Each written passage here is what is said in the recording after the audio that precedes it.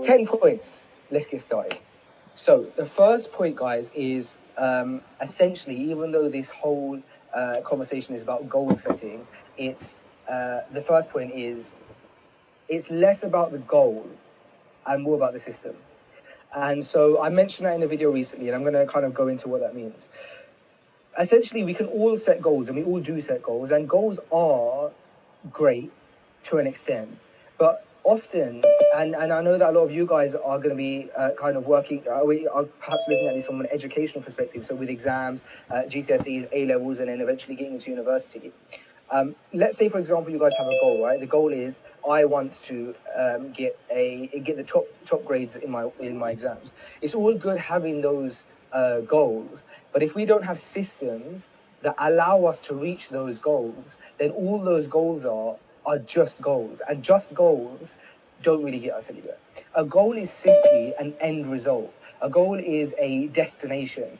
It's where we want to eventually reach. But if we have no roadmap or no way of getting there, then it remains that. And that's why my first point is perhaps the most important, and that is that the systems that you create in order to reach that end goal are the most important parts, right? So I'm going to give you guys some examples of goals and then of systems, right?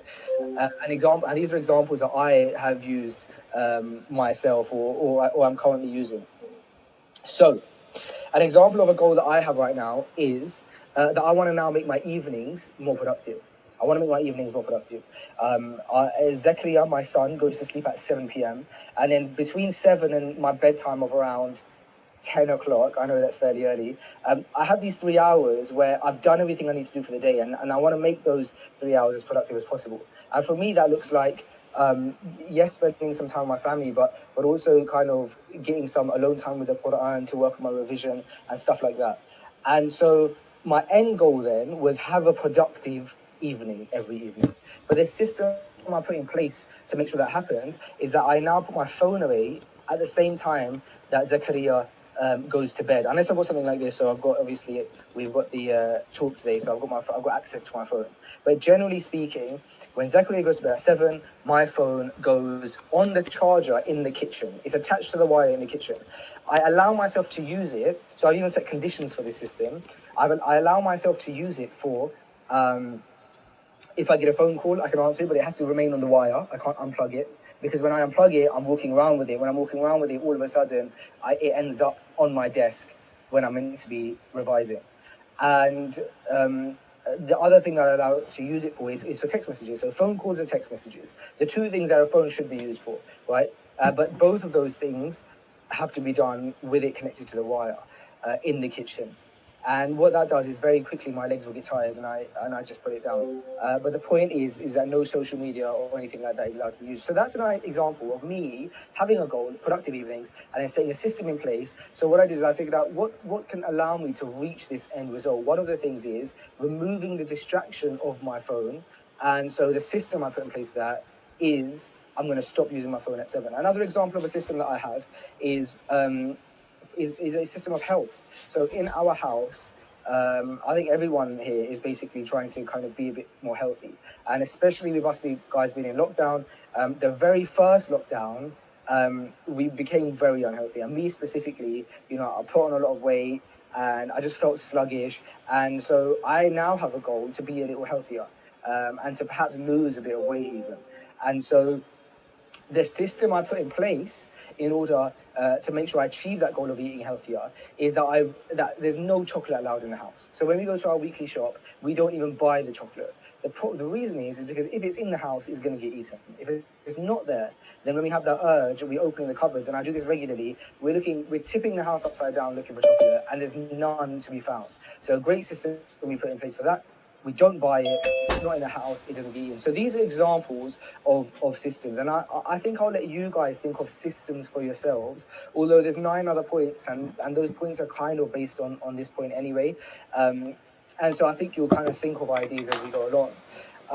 But before we move on to point number 2, I wanted to give you guys a good tip for setting systems. And a good tip for setting systems is to reverse engineer the goal.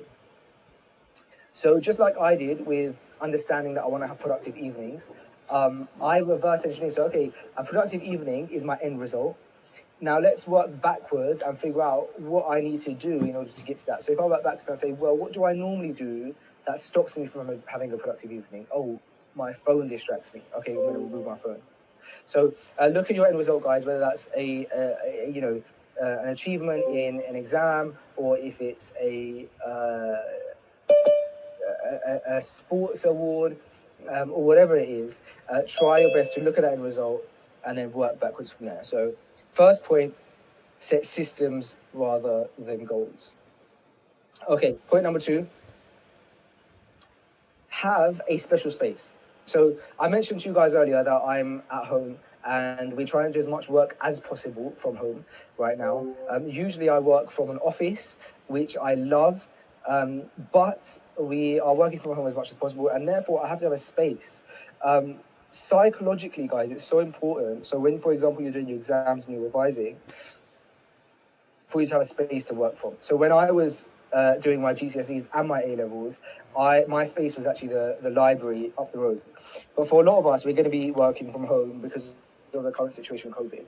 And so it's very important that you have a special space that's specifically for example, studying. And what that does is psychologically reminds you, or that's the action that your brain starts associating with that space. And just to give you guys an idea of how important that is, there's been studies to show that some spaces actually in your mind psychologically and subliminally affiliate themselves with that specific action. And we'll go into that in a second. But I wanted to give you guys some ideas of spaces. So if we just talk about the house, if you have a big home, an idea for a space would be a room. So a special room that whenever you want to study, you go to that specific room to study.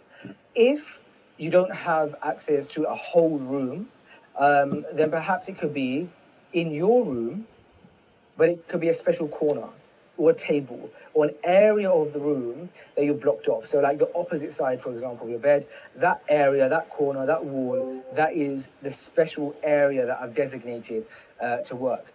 And if you don't have, because this is applicable to anything, if you don't even have the space, for example, for a corner, let's say you're like me and you end up filling so many things into your room because you're a hoarder, then you can even have a seat, a special seat. So a seat that you sit on, that seat is where I sit when I study. And it's really important psychologically that we start having a routine, because what that does is that starts adding a routine. So the place that we can absolutely not make the place of work is the bed. And earlier on I was telling you guys about a scientific study that was done about associating your mind with different things. And that study was actually done about the bed. And that study basically showed that a person who, for example, watches telly in bed and stuff like that, they're going to eventually perhaps start struggling to sleep. And this study was done kind of based on insomnia, and which is this idea of not being able to sleep or struggling to sleep. And what psychologists recommend is only go to bed when it's time to sleep. Don't chill on the bed, don't watch telly in the bed, don't be on your phone in bed, because then what happens is your brain doesn't designate that place as a place to sleep.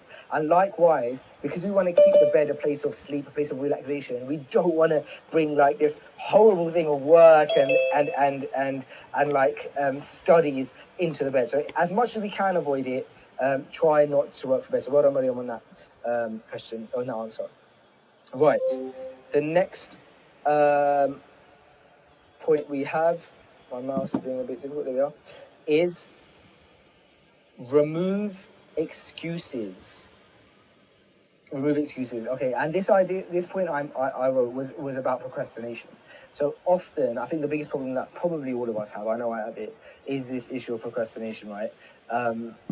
I can procrastinate. I was actually speaking to my Quran teacher today, and I said to him that I told him about this new system that I have, which is to remove my phone.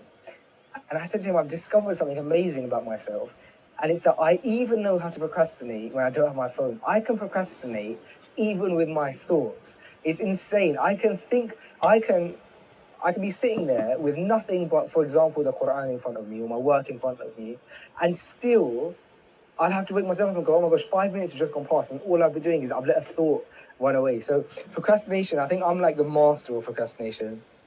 But when we talk about procrastination, I wanted to kind of whistle it down in a deep manner to excuses, because often what we find is that sometimes we procrastinate because we find it easy to make excuses when it comes to things that we don't necessarily want to do. So if, for example, we don't want to work or study, it's very easy for us to find an excuse. An example of an excuse could be something like, I don't have the right desk, or my computer's too slow, I don't like working on a Sunday, and you could just, there's so many excuses. I'm sure you guys can think of ones that are common in your guys' minds as well. But those excuses, those are the things that we need to eradicate. And I was thinking to myself, how can we remove those excuses? And I came up with 2 ways that I think are great ways to remove excuses. So I think one of the ways to remove excuses is to be inspired by other people. And generally being inspired by other people is something that I think we should always do in all things. You know, we, for example, even with how we live our lives, we can constantly be inspired by the Prophet sallallahu alaihi wasallam, by the Sahaba, both the men and women that were around the Prophet sallallahu alaihi wasallam at the time. We look to those people as inspiration, right? And we can do that in almost everything. And so I suppose like part A of no excuses, and a way to tackle that is to look at other people as inspiration. So an example is, if we look at, for someone really popular kind of in modern culture, the author J.K. Rowling, who wrote Harry Potter, as probably all of us know. J.K. Rowling came up with the idea of Harry Potter on a train that was delayed from Manchester to King's Cross, London. And then over the next few years, she wrote the books, all of the books. I think there's 7 books of Harry Potter. She wrote all of them. And she wrote them whenever and wherever she had the time. She didn't have necessarily a designated space. She didn't have the freedom of not having to work. She wrote the books while she was working. She didn't have... There's so many freedoms that perhaps we think, oh, if only I didn't have to...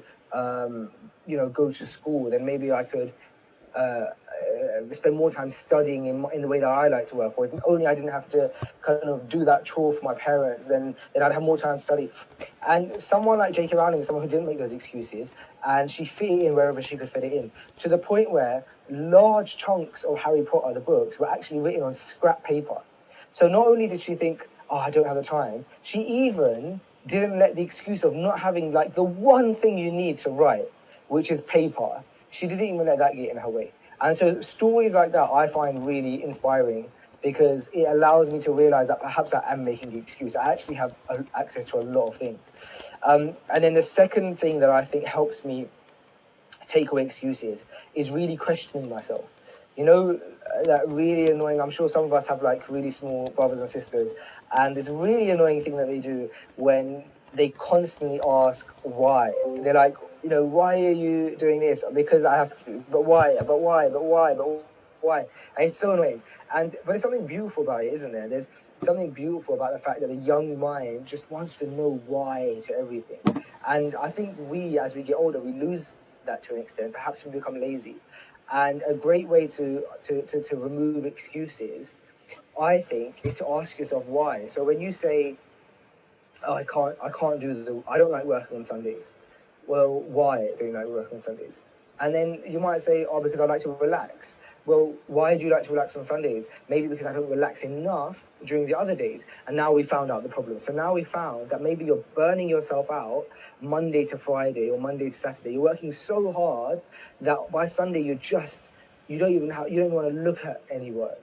And that's just an example, because I don't expect that anybody would work Monday to Sunday anyway. But it was just an example. I myself try and really not do any work on a Sunday. So I wouldn't say that the Sunday thing is actually an excuse, but we can relate it to our situations. Right, so point number 3 is stopping procrastination by stopping excuses. Number 4. 4 is very similar to number 1. Number 4 is using hacks. And all of these points that we're talking about in this webinar are kind of all related to this idea of hacks and systems and setting yourself up to remove excuses and to make things easier for yourself. But the idea of having hacks, it reminded me of the fact that the Prophet ﷺ, he would, when he was presented with 2 options, he would often take the easier option. And that's kind of what I'm saying with this point. What I'm getting at with this point is, don't always make things too difficult for yourself. Find hacks that you could have, that you could implement, that allow you to study faster, study more efficiently, and study better. And so, you know how, for example, I'm sure there's some people here who are into kind of PlayStation and Xbox, and when we were younger, when we had like the games that I used to play with my brother, we would go on Google and then we would print out all of the cheat sheets and like and press all like up, down, left, so that we could get the cheat code and get the hack, so that we could have like invincible life or whatever. And this is kind of that kind of point, which I'm getting at. And so I thought it's very vague what I'm saying here, so I thought I'd give examples here as well as to some kind of hacks that you could perhaps implement. Ideas of hacks are okay. So one that I use is the Notes app. My Notes app. What I do is sometimes one of the things that distracts me often is I have a really good idea, or what I think is a good idea, or something that I really want to do, or I remember something that I really need to do, right? And because it's so important to me, or because I'm so excited about it, I want to do it straight away. And I also want to do it straight away because I don't want to forget about it. So one of the things I'll do is, whether it's a pen and paper next to you or your phone for the Notes app, I'll write it down instantly. And as soon as I've written it down, it's now out of my head and it's on a piece of paper and it's been put away, and I'll come back to that. And you could do that in the form of a to-do list or something like that. But that kind of having like just a pen and paper next to you makes the world of a difference, because now those things that could have been distractions, you've noted it down, so it's not, you haven't forgotten about it, but you're going to come back to it at a time where you're not working. So that's an idea. Another idea could be something like preparing your food the day before. So if, for example, you're arranging your own food, that's probably a bad example, because that's the kind of example that we probably give at university, because often at uni you're completely living by yourself, or you live in the halls of residences, right? So you're like accountable for all of your own meals.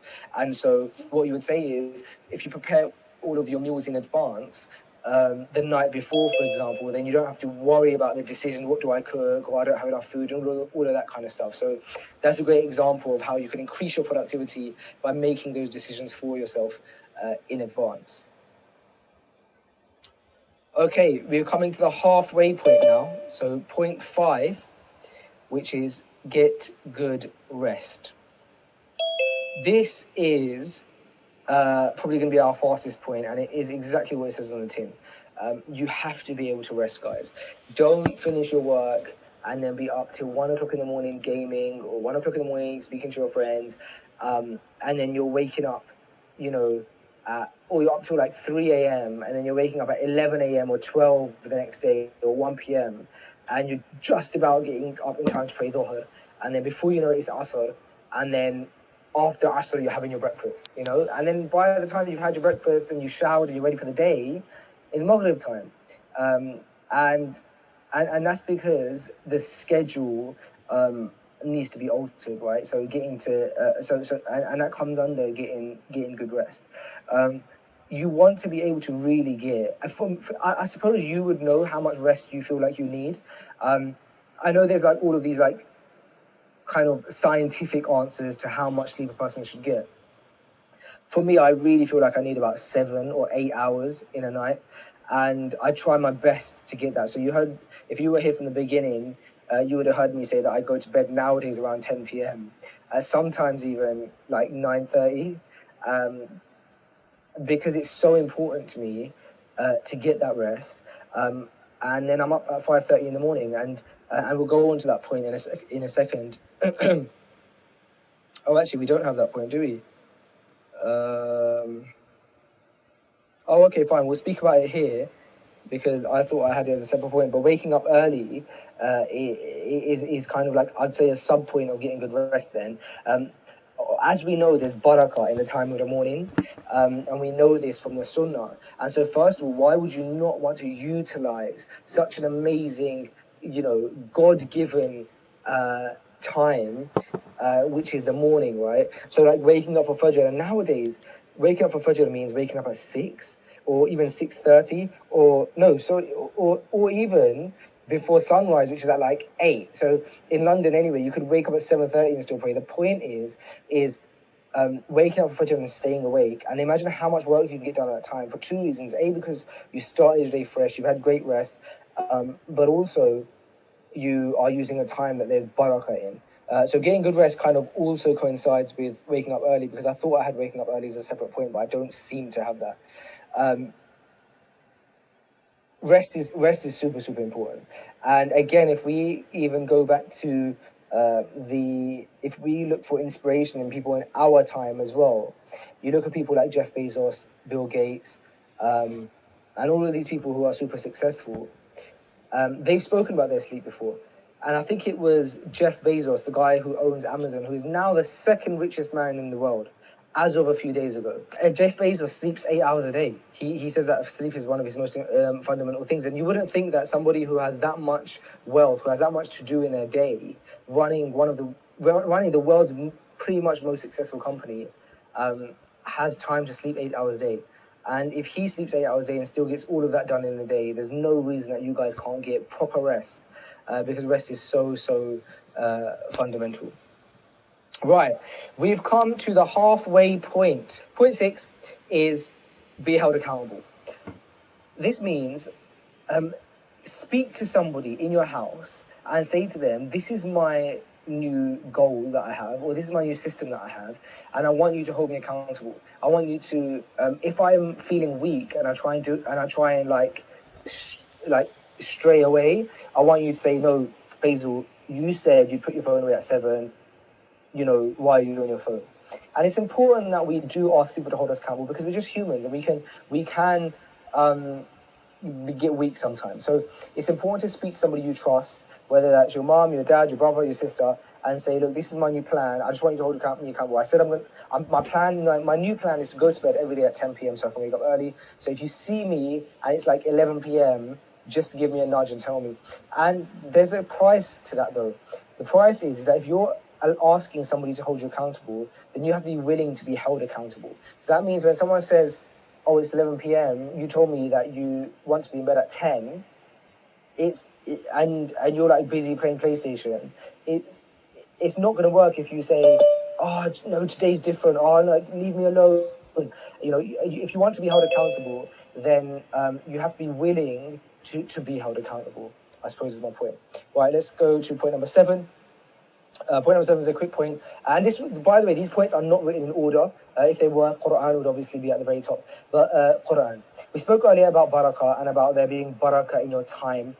And I have noticed in my life so many times, I'm sure you guys have, I'm sure your parents have, that there's so much barakah in the Quran. Like just reading the Quran, even if you read just a small amount a day, it's just there's so many blessings you get from it. And perhaps sometimes I found that I've been trying to do a task for 4 hours, and just after reading some Quran, I get it done in like an hour, because of I don't know what it is. It's obviously divine, it's from Allah, but it's never a bad time or a bad sign if you want to read Quran. Take some time out of your busy schedule, read some Quran, even if it's just a page, and I think that's really going to impact your guys' day. I've seen it impact mine. Point number 8 is dua.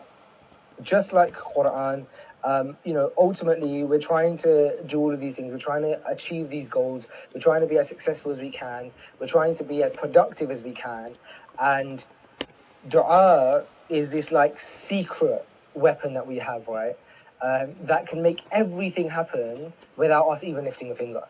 And it takes me back to when somebody was telling me a story. And the story is that a man went to his teacher, he went to a sheikh, and he said to the sheikh, he said, "Sheikh, what's the easiest way of me being able to enter Jannah? What is the easiest way of me being able to enter paradise?" And the sheikh, his reply, he said, "Ask the one who has control of it." Such a simple answer. Ask the one who has control of it. Because if Allah accepts that dua, you're in. Allah is the one who owns the heavens and the earth. Allah is the one who's in control of everything. So let's not forget dua. There's so much that, and all these tips are so important for us to do, because while you make dua, you also have to put in the work. But don't forget the dua, because that could be the most powerful thing that you guys do. All right, point number 9 then. So I said we'd speed it up, and I have. But point number 9 is I've titled it the cloud. But the cloud is just an example of this point. And the point is minimize stress. Okay? So minimize stress by doing stuff that minimizes stress for you. It's very simple, a very simple concept. So, me, for example, I knew that we had this meeting today, all of us, and I was so excited about it, and I didn't want it to be a situation where something was to go wrong. I have all of this technology. I have a microphone attached to me here, which you guys can hear. I've got a camera up here. The camera is connected by a lead to this laptop. This laptop is connected to 2 other screens. One screen that you guys can see there, one screen that's like off camera that you guys can't see, that has all of my notes and the Zoom meeting on. I have a light on. I have these lights in the back. I've got so much going on that the camera had to be charged, the microphone has to be charged, that I wanted to make sure that I was prepared. So one thing that would reduce my stress is, rather than getting it ready at 6, like an hour before, just getting it ready at lunchtime, getting the room ready. Okay, my room is now ready for later on today. And think, guys, about other ways that you can reduce your stress. Understand what you are like as a person and play to your weaknesses. So my weakness is that I panic, especially when there's short time. And so I'm playing to that by fixing that in advance. Not stressing myself on something that I know will make me panic later. And perhaps you are not a panicker. Perhaps for you, that if I set myself an hour, I definitely get it done. But perhaps you might have a situation where that you don't like, for example, starting your day without, really big breakfast. And so, don't let it be a situation where, or like you don't like starting your day unless you have like a big breakfast, like a massive omelette. Don't let it be a situation where you wake up in the morning and there's no eggs in the house. If you know that's really important to you, then make sure you reduce your stresses by checking those things in advance. And then the reason I wrote the cloud is because the cloud is accessible to you guys now. So back when I was in university, we would use stuff like Microsoft Word to write essays and do our work. And there have been situations where you would be up writing an essay for weeks, and then because your computer's crashed or something's happened, you've lost your USB stick, you've lost that essay, and it's all gone and it's nowhere. And nowadays, you guys have access, and we all have access to such amazing toolkits, and one of them is Google Docs, right? Google Docs is free. So Google Docs has Google Docs, Google Sheets, and Google Slides. And what these things are, so Google Docs is just Microsoft Word's alternative for Google. And you can save documents, as you guys know, as a Microsoft Word format. You can even open Microsoft Word documents in Google Docs. And you can do the same with Google Sheets for Excel, and the same for Google Slides for PowerPoint. But what's the advantage of Google Docs? The advantage is that it's on the cloud, it's secure, but as you're writing your essay, it's saving. So if anything was to happen, even if your whole machine was to break, the last word that you wrote would have been saved instantly, and all you have to do is log on another machine with your Google username and password, and everything's there. So things like that, guys, use these things that reduce stress.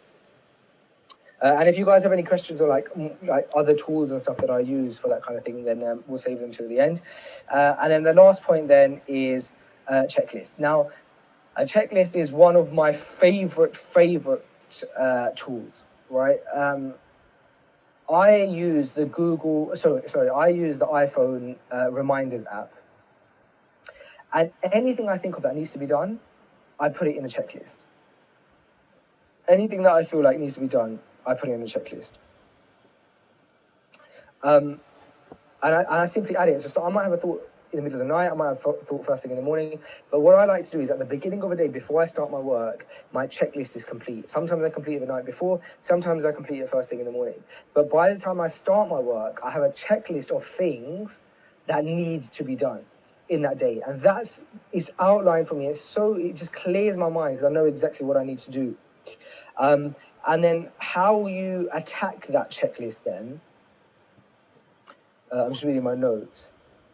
Okay, yeah. So what I kind of mentioned is that how you attack that checklist then is how I do it, and I would really recommend this, is I start with the smallest task on that checklist, which could be something like send my teacher an email,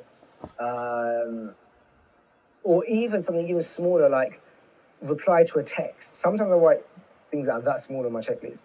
And then what I do is I like to complete the smallest task first and then get myself in a rhythm.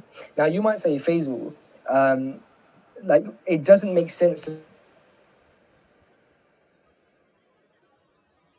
because you want to start with the big tasks first, and that way you have more time to do them, and then as the day goes on the smaller tasks will take less time. And you guys will be 100% correct. Mathematically speaking, that's 100% correct. However, productivity and work and time is not a maths game, it's a psychology game. If it was a maths game, I think we'd all be completely fine. But it's a game of understanding your mindset, it's understanding your personality, understanding how you work. And psychologically, that idea of ticking tasks off and removing them from your checklist is very addictive. And so making it easy for yourself is starting those tasks, the smaller ones, and then building your way up and building up momentum. So that was my 10th point. So there we have it, guys. There are 10 points that I try myself to live by as well, on how to be more productive, how to both set goals but then also try and achieve them. And I hope that you guys have taken some kind of benefit from them. The beauty is that when you're doing these kind of things live, you can kind of see, I get a kind of idea of everyone's thoughts and feelings. But I've kind of had to go blind with this one and just blabber on for an hour. So I hope it was of benefit to you guys. And I'll pass it now over to Yusuf, who can kind of control the Q&A or what we have left of it. We've got about 10 minutes or so. So I'm happy to stay, by the way, for a little longer if that makes it easier. Yeah, great. Jazakallah khair. So, alhamdulillah, I think I can speak on behalf of all of us when I say this. It was very well delivered, very kind of concise. I love the little points that you've got on the side as well. It's kind of helped us to remember like the separate points and stuff like that. So, alhamdulillah, I really appreciate that. Before we go on to the Q&A, just to remind everyone that we have a new branch of the MSF Instagram. So it's called the UK MSF Explorers. I've sent it in the chat. We will post highlights of this video as well as the full video on those socials, so you can go and check that out. We've just started recently, so go and check it out there. That's where we're going to post all the recordings and stuff like that. And of course, fill out that link after the Zoom call that I've sent, so we can get in like industry professionals and stuff like that. We're looking at going into business, into medicine and stuff like that. What professionals do you want to see to help us kind of guide your careers, and you can answer sort of career-based questions. If you fill out that link, we'll try and tailor it to your needs. With that being said, let's get right into the Q&A. So we haven't had a lot of questions actually. I'm surprised, but actually not that surprising. I think a lot of you guys are just focused on the talk. So why don't we do it like this? If you have a question, whether it's about this or about Faisal, Freshly Grounded, productivity linked and that kind of thing, raise your hand and I'll unmute you. I'm sure the hands are going to start flying up. If you raise your hand, okay, and that's straight off the bat. No, you can put it down. Yeah, raise your hand. Whoever wants to be the first brave person to ask. I know it takes one person and then everyone else will start flying in. We have had... Okay, I've got one question in the chat. Question to Faisal. What are your goals? That's quite deep. Off the bat. Thank you. I can see that too. I think it's Tahleel, right? Mm-hmm. We were the question there. Thanks, Tahleel. Okay, so my goals, I have a few different goals. I suppose the categories of the goals that I have are like work related, personal, and then like personal life, and then like studies and stuff. And so I have goals in all three of those categories. In work related wise, I have like this huge goal of being able to build something that allows me to be able to provide jobs for as many Muslims as possible and pay them a competitive salary. So that's like my work goal, like my overall work goal, like my dream. And I have personal goals. My personal goals is to be the best father and to be a great family man. And then my study goals are very much so based around my Islamic studies. So I would love to be a hafiz of the Quran. I'm 26 and I only learned to read the Quran when I was about 22. Like I literally alif ba ta. And so I've only started memorizing about 2 years ago. So I've got a long way. I haven't memorized a lot at all, but I'd love to be able to memorize. Maybe, I don't know, I'm hoping I can get it done by around 35, which gives me another 9 years or 8 years. But they're my goals. Okay. Any others? Okay, we've got another one. Can you see that? Who, me? Yeah. Yeah. If you don't read out the names, just the questions. I think it's fine. Yeah. Thanks. So. Do you find it hard to start being productive? I suppose that's where we put systems in place, because the systems will allow us to not have to think about productivity. The problem is that if we start thinking, oh, I have to be productive, then we're probably not being productive. But if we set systems in place that make it easy for us, then it becomes like second nature. So I suppose I don't think about it that much. I like little things that I did when I moved from my office to home temporarily. While we're working from home, is stuff like set myself up like an office environment at home that I would enjoy working from. So that makes it easier for me to be productive because I enjoy being in that space. Can you see the thing about leisure tasks? No. How about you ask me the questions, and that way it'll be easier. Fine. I won't have to scroll much. Fine. Because the screen's a bit further as well. So we got a question. You can pick the question that you like. Yeah. Should leisure tasks be on the checklist or scheduled, such as reading TV, time, etc.? Yeah, reading TV time, etc. Perfect. So leisure tasks do not go on the checklist. Leisure tasks do not go on the checklist, and that's you have leisure time. So if you allot yourself time to for leisure, you can do what you want in that time, and you shouldn't set like a boundary on that. You should enjoy yourself. Here's a good one. Can you give an example of the systems you use? That's two questions about systems. Okay, so I'll put them together. How can someone make systems? What would an example be? And then someone said, can you give an example of the systems that you use? Yeah, so I think the two examples I gave at the beginning were quite were ones that I'm like working with right now. So to go over them, one of them is that we don't buy chocolates when we go out, and therefore when we do feel like having chocolate, it's not in the house. And so that was a system that's worked really effectively. Another system I mentioned was the fact that at 7 o'clock I put my phone away. I don't look at it unless I get like a call, and even then it's attached to the wire in the kitchen, and that helps me to stay away from my phone and reduce procrastination in the evening, so I can have a productive evening. Other systems I have in place, off the top of my head, I suppose little things like, for example, like even systemizing like charging batteries. Batteries are so important for like the work we do at the podcast, so everything has to always be charged and maintained, and so we have systems in place for that and items we use for that. Yeah, I suppose that I gave the two best examples that were like at the forefront of my mind at the beginning. What was the other question on systems? Sorry. It was kind of similar. I think one was about defining what a system actually is, but yeah. Fine. Yeah, so a system is basically breaking down like anything that needs to be implemented that can make that allows you to reach that goal. So having a goal by itself is just too flimsy, right? Like we all have goals. If it was up to me, I would love to be a millionaire with the healthiest I'd be in the healthiest shape and all sorts of stuff. But they just a goal without kind of a path is just a dream. And so having systems is what allows that dream to really become a goal and something that we work on. Perfect. We have a raised hand. Let's switch it up and ask Anas to unmute. Assalamu alaikum. Alaikum salam. Just wanted to say first off, big fan of your podcast. I love it. Mashallah, some good content. One of the goals that I've been working on in the last 2 or 3 years is I've been trying to grow a beard, but I've been struggling a bit. And I see, mashallah, you've got a nice beard. So have you got any tips for me? I have zero. How old are you, Anas? I'm 18. Yeah, I have zero tips.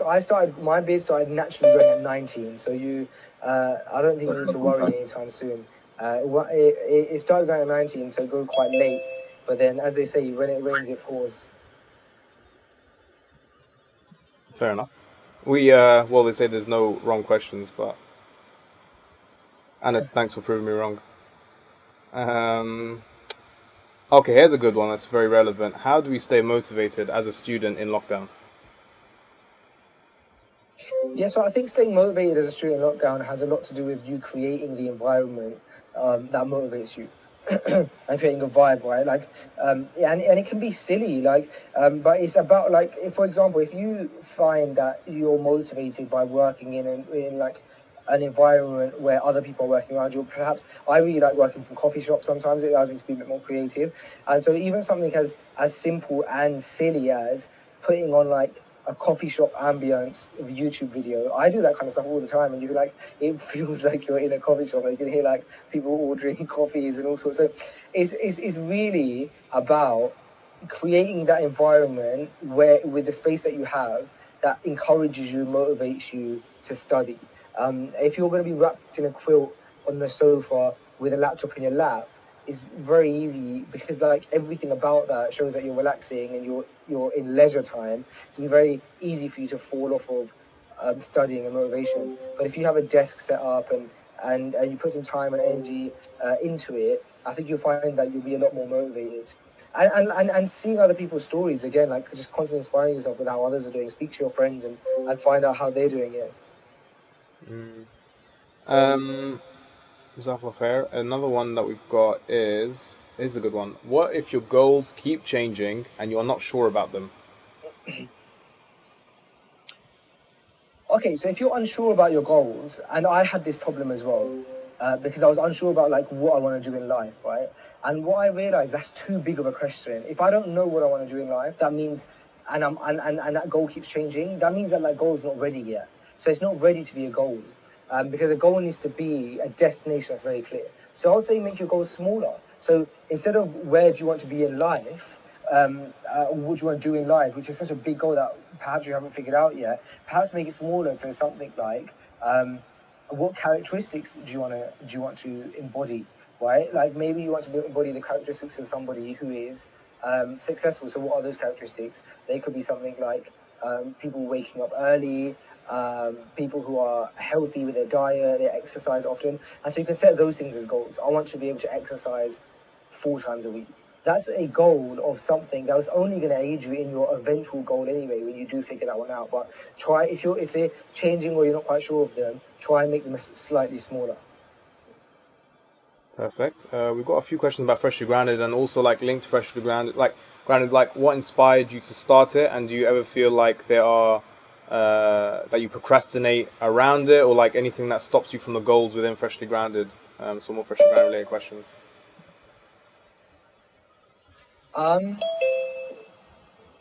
Okay, so there are a few questions there. What inspired me to start it was I felt frustrated that there wasn't something like that existed for people like myself. It's something that I would have listened to and I would have enjoyed, and so I thought, if it doesn't exist, why don't we create it? In terms of like it keeping me motivated, the reason it keeps me motivated, I guess, is because I love it so much and I try to love it. So if there's parts of it that I don't love, when possible, I'll try and create things, systems, people that will take care of the things that I'm not as good at, because you tend to enjoy the things that you're good at, right? Nobody really enjoys something that they really struggle with, and some things we're just naturally not good at. Like I naturally am not great with like the admin side of things, managing money and all of that. And so now that we're able to expand a bit, there's people who take care of those kind of elements so that I don't have to do those, and that's what keeps me I think enjoying my time and keeps me motivated as well. Perfect. Hope that answers that question. Cool. I feel like a lot of these are sort of along the same lines. If anyone has any different questions, go ahead, because I don't want to repeat too many things at one time.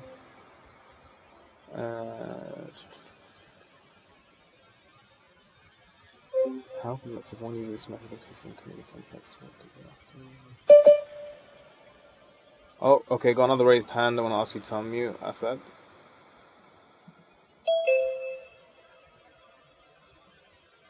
Would you like to unmute? No. Okay. Any more questions? How do you stop yourself from procrastinating by daydreaming during work? Okay, say if you daydream. Yeah, that's the problem that I have, and I try and I suppose that's something that I'm going through right now, so I'm gonna have to figure that out. But I found that recently I've started to do that, and I've tried to shake it off and realize that I'm doing it. And often the reason we're daydreaming is because we have something on our mind that we want to be able to do, right? And so that's where the note app would come in handy, writing that thing down.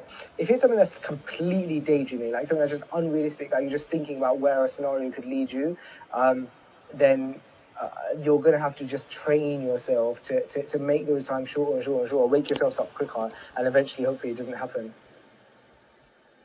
Okay, perfect. We got Moise as well. Moise, who wants to speak? I'll ask you to unmute.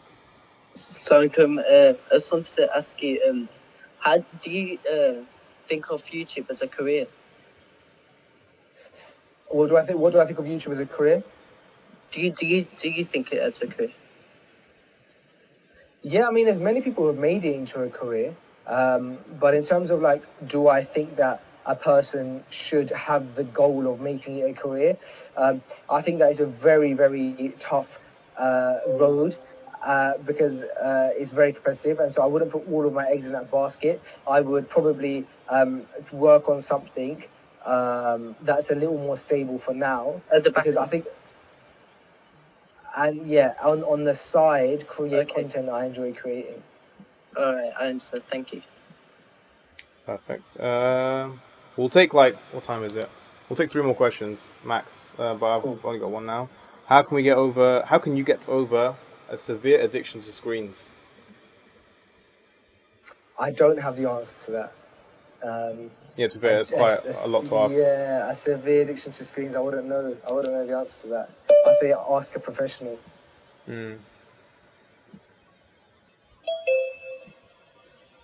Okay, Sophia. Oh, Sophia raised her hand, then put it down. Do you still want to talk?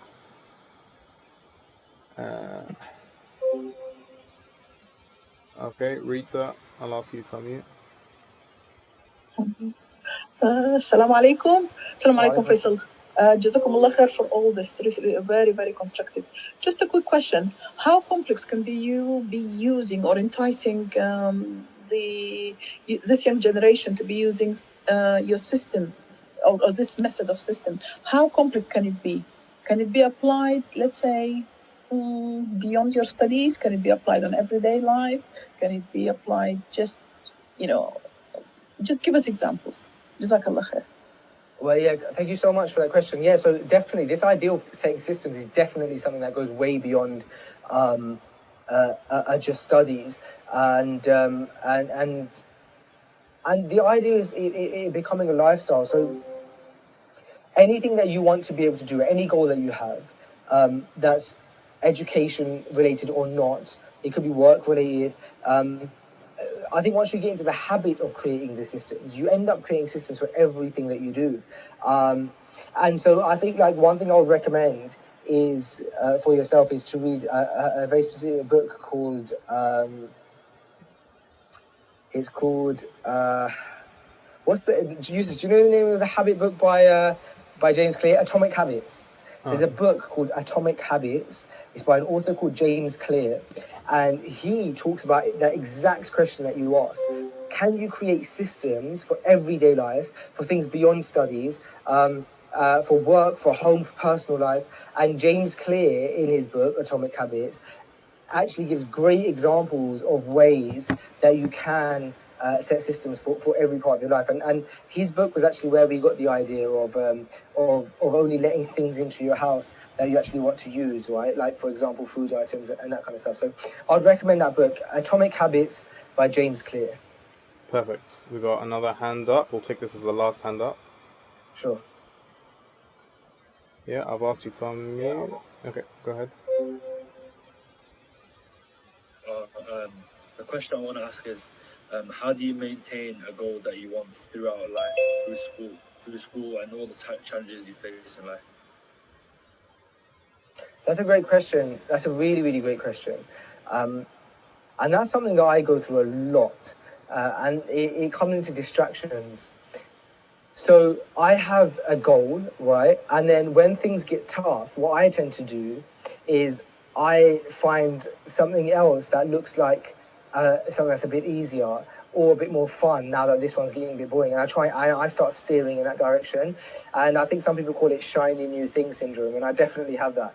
And the one of the most important things is reminding yourself that you have this goal and really relating yourself to that goal, but also having people around you who understand the goal that you have, because you will fall off. But having like a brother or parents who understand what your overall goal is, they can then question you. They can say, Faisal, are you doing this new? Have you got this new goal, this new path that you're taking, just because now things are getting hard with what you originally wanted to do, or have you genuinely changed your mind?